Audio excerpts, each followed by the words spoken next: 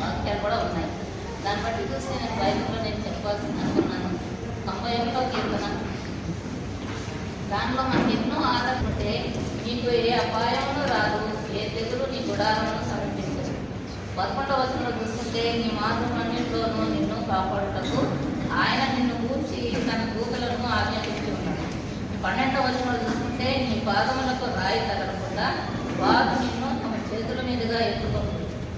తర్వాత ఇంకోటి చూసుకుంటే 15వ వచనం చూసుకుంటే అతడు నాకు మొరపెట్టగా నేను అతనికి ఉత్తరం ఇచ్చినాను, శ్రమలలో నేను అతనికి తోడయ్యాను. ఇంత మంచి వాక్యాలు ఇస్తున్నారండి. మనం ఒక్కోసారి భయపడిపోతాం. నాకు ఇలా జరిగింది, నన్ను ఎలా అన్నారు, నన్ను ఇలా చేశారు, నా వాళ్ళు ఇలా అన్నారు అని చెప్పి మనం ఎన్నో నాకు ఇన్ని బాధలు వచ్చినాయి, కష్టాలు వచ్చినాయి అన్నీ చెప్పి మనం బాధపడుతూ ఉంటాం. కానీ ఈ వాక్యాల్లో చూసుకుంటూ మనము దేవుడు మనకి ఎంత రక్షణగా ఉన్నాడని చెప్పి మనం తెలుసుకున్నాం. దాన్ని బట్టి మనం ఈ వాక్యాలు నాకు ఎప్పుడైనా కానీ సరే బాధల్లో ఉన్నా, కష్టాల్లో ఉన్నా, బాగలేకపోయినా, ఎవరైనా ఏదైనా కనిపించినా సరే నేను ధైర్యంగా చేసుకున్నాను. దేవా మా తండ్రి, మాకు సమయం ఇచ్చినందుకే వేలాది స్తుతులు ప్రభా. ఇంత గొప్ప దేవుడ ఈ వాక్యం బోధించుండగా ప్రభా, ఆ బిడ్డను మరుగుపరుచుకుని ప్రభా, మీరు మాతో మాట్లాడి ప్రభా, మమ్మల్ని బలపరచండి ప్రభా, మమ్మల్ని ఎంత స్థిరపరచు ప్రభా, మమ్మల్ని నడిపించమని వేడుకొచ్చున్నాం తండ్రి. వచ్చిన ప్రార్థన యేసయ్య నామమున ప్రతిగా వేడుకొచ్చున్నాం.